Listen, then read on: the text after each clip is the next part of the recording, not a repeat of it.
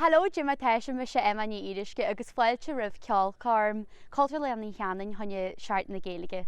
Tá go ceol couple waran díomhniu seo waran na scadan arás go gidóir waran do mothchéin agus cruútha glas na héireann agus waran na weid. A th dús ba táisiid le waran na scadan waran brecáitinta wa elan thoirí buine í salt. Nuair a himmelí san lí bí me smaointiú an neasc nuair a híre me mar máidjin ver am rud go dtí an bhin. Bhín na hina ag chuir pléisiúr ar na sí meán na bó san fiste gantar ar go chur na scadan thar na dran. Bhím me smaointiú an neanglís ar a wet a mín si an bhím smaointiú ar na ráhaí sa molíonn sa tin. Bhím me smaointiú ar an nearins ar a tsin a bhíú sa lí scóir de rom a siúraí san dala man na cin. A his ar na santra hafis á siú ar an roig scurfos a dúne blú go minic na iad a díl a cha me gal le canne mas mai na go tam san eide mé luath ar a cheannaí róin is poja dún den an.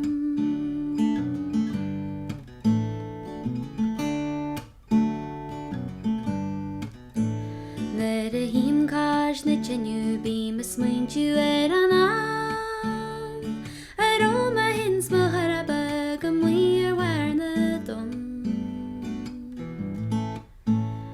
Scanad ar més sa tíriar tá chéad a tána dar é cás na gaí is farige mas cinna hána dom.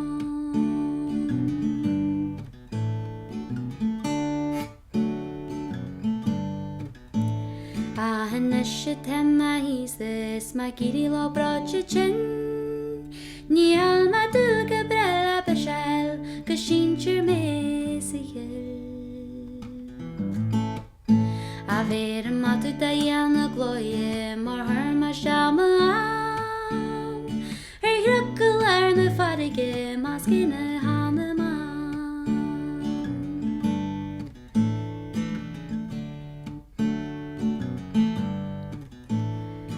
Ruggle ar na farige mas cinna hána man.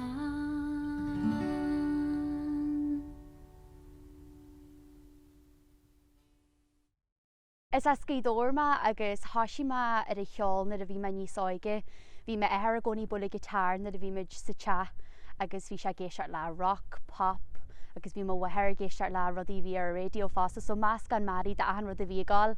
An sin na a bhí me thfa seaartmí an na déis, thoisiime gal i ghranag agus dóla man ídeag. Agus sin na a thoisiín ceol tradiisiúnta dúsa na a bhí me gal i granganí le Catín Joe Jack agus PJ Joe Jack agus chuoi meisteag haige banna marseile agus an sin d'urbar mo just deahan sa rúpa ceol tradiisiúnta an chranág. Agus ó sin agus a bheith gobar le Catín a dólam sin na bhfuir an tradiisiúnta dú. Agus creidim gur gan a chranág bheith a ceol pop agam sála bud a chranág a thug a ceol tradiisiúnta dú agus a chuir sin go smurannam. Agus ó sin chuoi me a freastal ar nolscoil im ristal agus bhí me genú stuidir ar a cheolann sin agus bhí me ag súil go mór le foiig agus éitiú reiceal agus na a bhí me an bhí rang agam dar bhainneam creative composition agus bhí airinn waran na scríú agus níor scríú me se waran na díal me híal a na a bhí me John chuir ceistearn mar geallar scrúdú coppla waran na scríú agus sin na a thoisií me comú mo chuid waran hain agus hanig arás go gdóna mo sin gus chiil me hain me scríú mo ngéalaigh ní bheith daine bhí go débhí mar ré so a bhain me stíalas mar is ceart agus le feiceal go dé mar i dhéanain agus tá me ceol a haine. So seo ha go bhharan do mothchéin seo arás go gdóir buine í salt.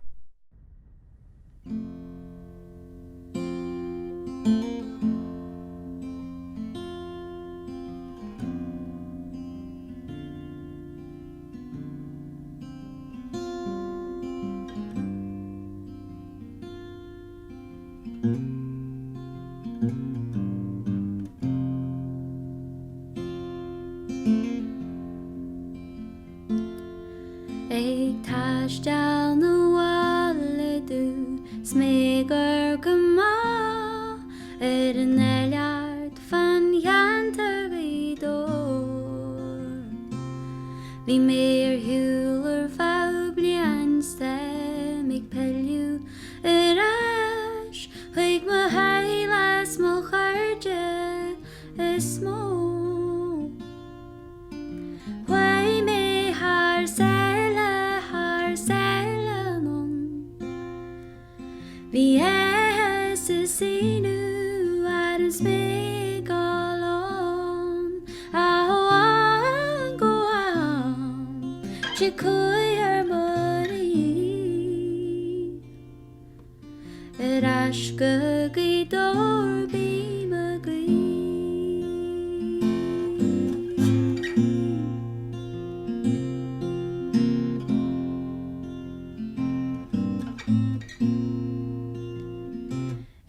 gal hart an neara go brodú a laird glanneamhas Áltán hí. Don luithe lim hiúis míne chuin os mhór bé mig dréidem an bhála gan bhfuil. Chuig mé haar sele non. Bhí is inú ar an smégalón a go am si cuir marí as go dór bí me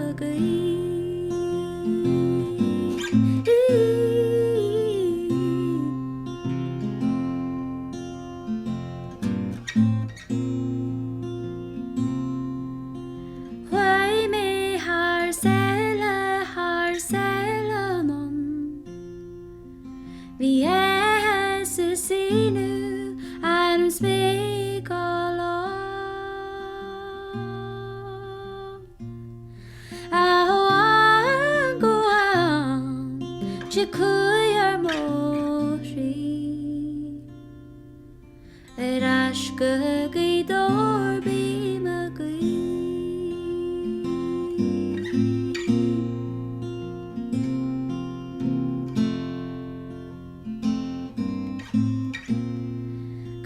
dór bí me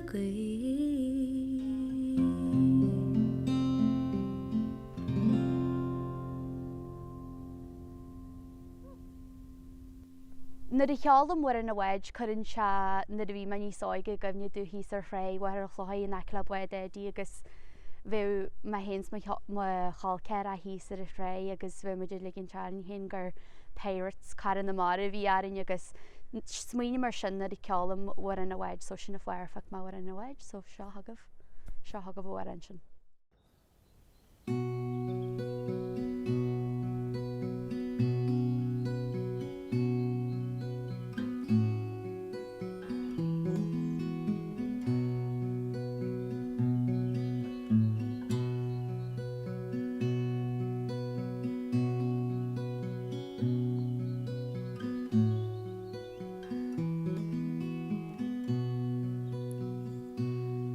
Tránóna brealinn sa tairú Bhín smál ar réamh a gáil cheol Is bhí láinnear na gréine san uisce Nuair a d'ag muid an cladá faoi cheol Ó Jimmy an bud fríd na tonta Hólú for lecu sa lean mhór Is baile na sheolta na nala A na was ar wada i dór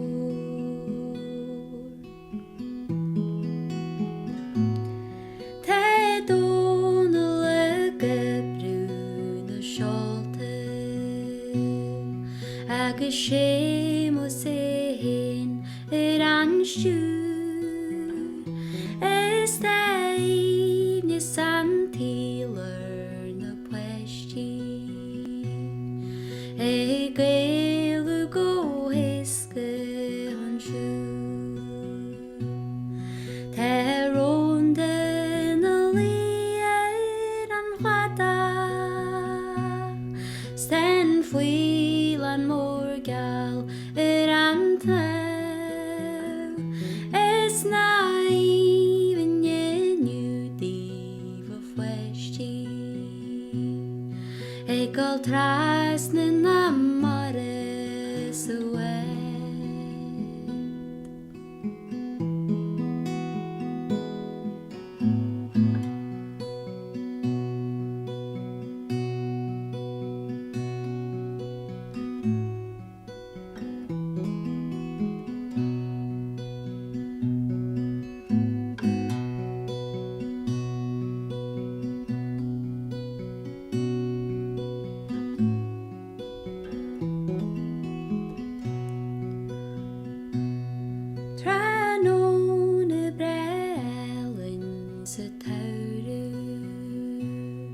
Vín smálar yfir gal cheol Es vi lánir na grinne san hyske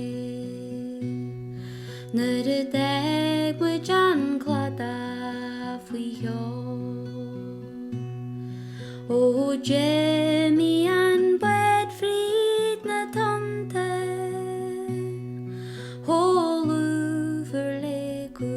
Súil an mhór is bail na sheoladh na luath an was wada dór is bail na sheoladh na luath an was wada dór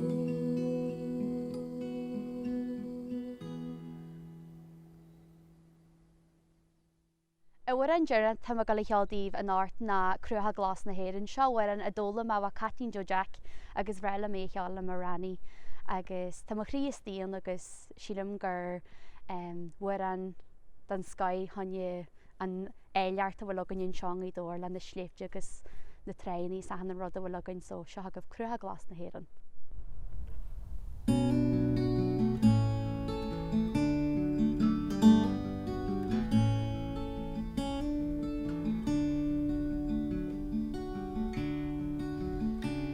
Ten Saoirigh sheoladh a héda in nuair fadal an na níl Ten riannig sáisiú go gléigeal sa glíneú le híomhne san taol Ó is minic mas muoinú ar filiú sin sar gur Jim ó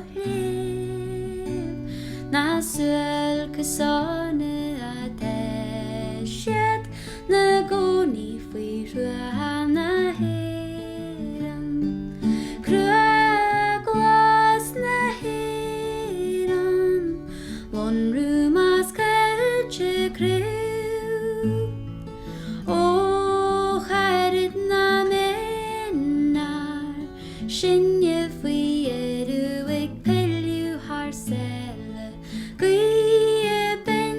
Dar sheoladh Luascú haram na mare Ó ní fada go mé mud slein Súile faoi ruath na héireann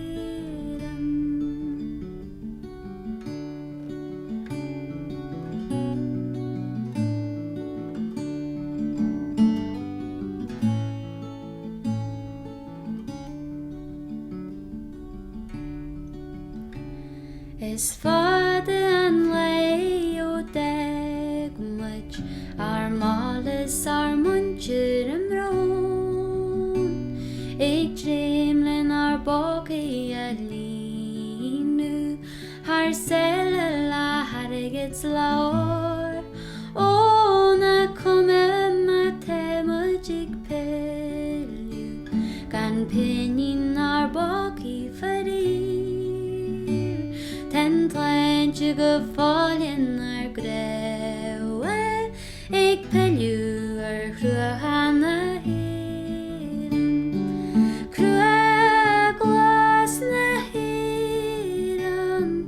Lon rumas kelche krill. O charid na menna.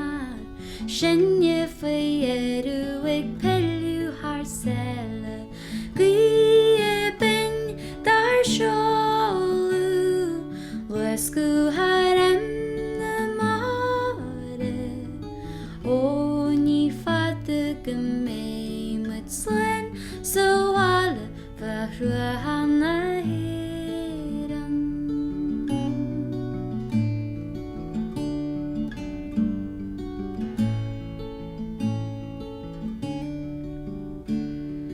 Crua glas na hiran.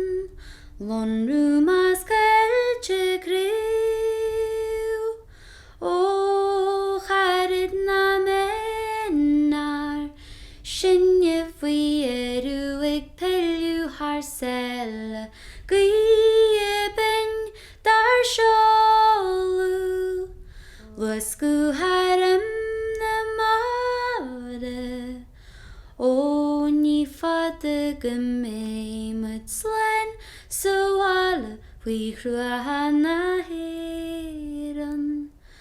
O ní fhíoruisce mut slen. So alle chruhanna hiran. Well gur míle maigah sin deireadh le mo chudsa don íon art agus tásúlagam gur bhain sibh sult sin meascán marí don na bhfuin saor bhfuil dúlagam son agus bhfuin do maithin in na measc fásta. Gur míle maigah de Ceoltóir lena hanan a th ceistarm an ceolcarm seo dhéanú agus buinigí sult as an chuide le seaart na Gaeilge slán.